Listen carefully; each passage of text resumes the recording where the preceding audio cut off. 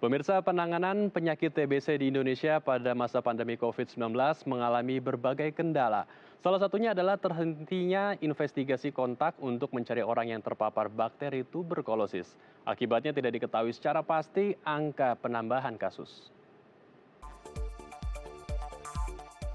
Tuberkulosis atau TBC masih menjadi beban masalah kesehatan di Indonesia hingga saat ini. Di saat yang bersamaan, Indonesia juga menghadapi wabah COVID-19 yang harus lebih diwaspadai oleh pasien TBC. Selama pandemi COVID-19, pasien TBC yang dalam masa pengobatan ditekankan harus minum obat teratur dan tetap menjaga daya tahan tubuh karena kondisi paru-paru mereka lebih rentan terinfeksi. Oleh sebab itu, peran komunitas sangatlah penting sebagai pendamping dalam pengobatan TBC, terutama bagi pasien TBC yang sudah mengalami resisten obat atau TBRO. Pandemi COVID-19 juga membuat penanganan TBC mengalami berbagai kendala. Pembatasan sosial berskala besar misalnya, membuat investigasi kontak untuk mencari orang yang terpapar bakteri tuberkulosis terhenti. Akibatnya, tidak diketahui secara pasti angka penambahan kasusnya. Persoalan lain adalah banyak berubahnya pelayanan kesehatan yang sebelumnya melayani TBC menjadi layanan rujukan COVID-19. Di sisi lain, simpang siurnya informasi menyebabkan pasien TBC mengalami ketakutan untuk memeriksakan diri secara rutin ke pusat layanan kesehatan. Ya, untuk mengetahui seperti apa tantangan penanganan pasien TBC di masa pandemi, saat ini kami telah terhubung dengan Dr. Uli Siger, selaku pelaksana Poli TB di Puskesmas Jagakarsa, Jakarta Selatan. Selamat pagi, Dr. Uli. Apa kabar, dok?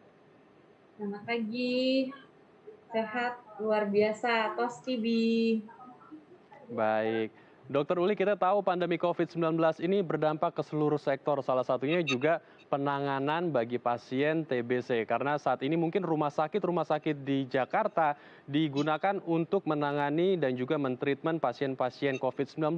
Nah, sejauh ini bagaimana dokter untuk penanganan dan treatment dari pasien TBC? Apakah sejauh ini baik-baik saja? Untuk di Puskesmas Jagakarsa sendiri itu untuk penanganan pasien TBC berjalan seperti biasa.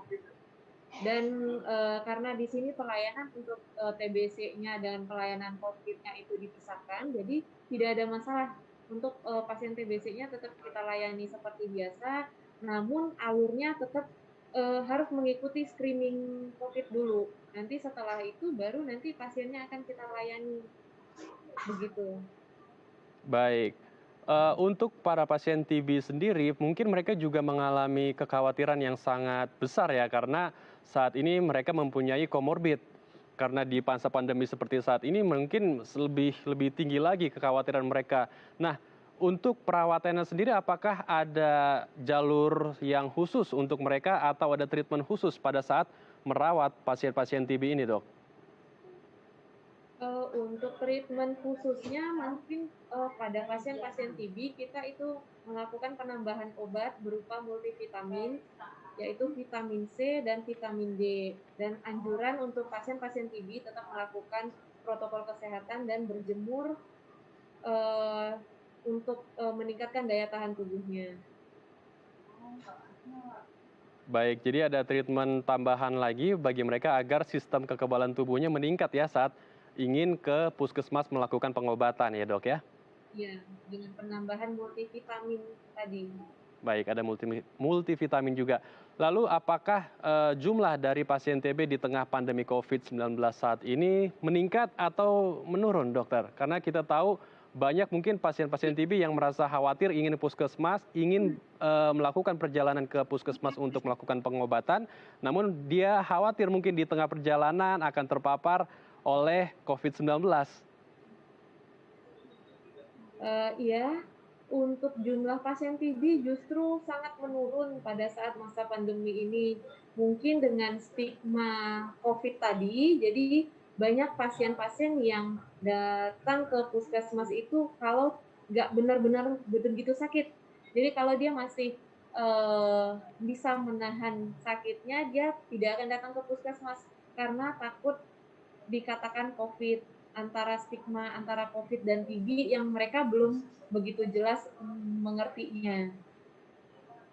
Baik, jadi ada ini ya, treatment khusus juga ya bagi mereka.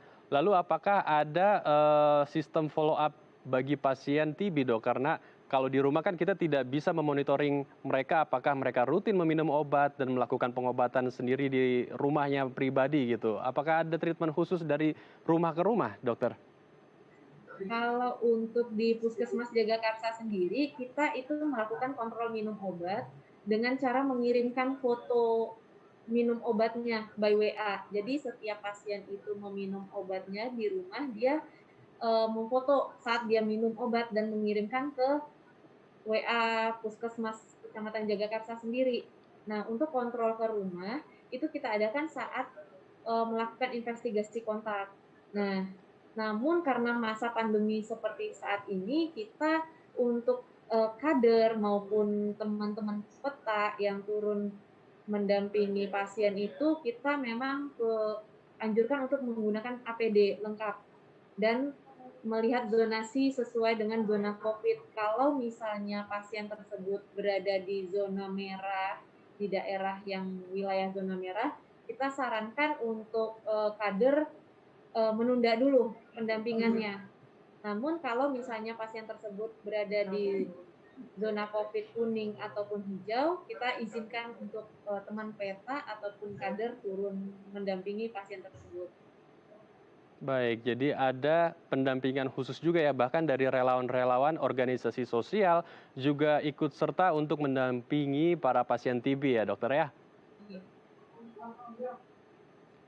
Baik, kemudian untuk vaksinasi, karena saat ini masyarakat sedang menerima vaksinasi mulai dari tenaga medis, kemudian tenaga pendidikan, dari pers, dan juga lansia.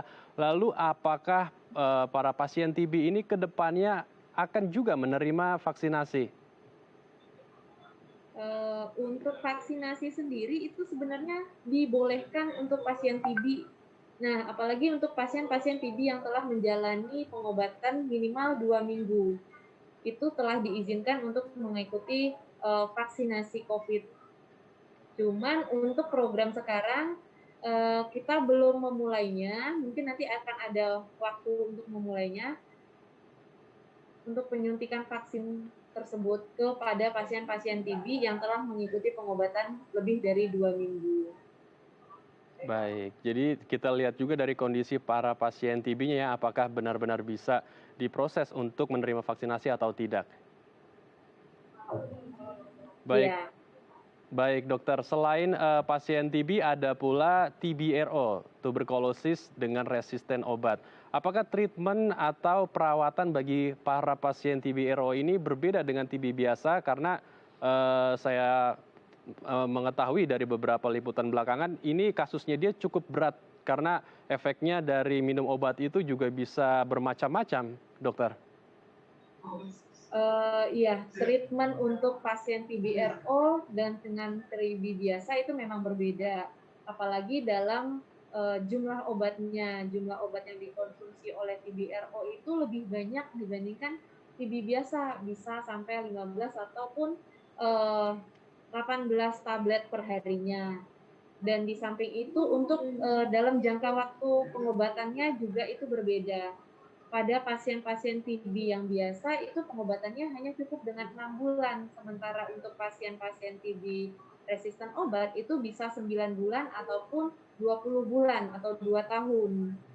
Dan efek samping yang dialami oleh pasien saat mengikuti pengobatan TBRO itu sangat banyak, mulai dari pusing, kadang dia ada gangguan keseimbangan, gangguan pendengaran, gangguan penglihatan, ataupun ada gangguan jantung. Namun semuanya itu tetap kita kontrol, kita lakukan pengontrolannya setiap bulan sehingga pasien yang menjalani pengobatan TBRO tersebut tetap dalam keadaan yang terpantau, begitu.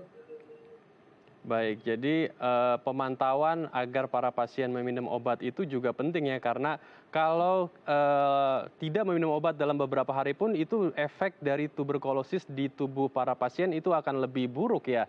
Jadi diharapkan juga para pasien TB juga tetap rutin mengonsumsi obatnya agar kondisinya bisa pulih seperti sedia kala. Baik, terima kasih Dokter Uli untuk waktu dan informasinya. Tetap jaga kesehatan Anda dan selamat kembali bertugas.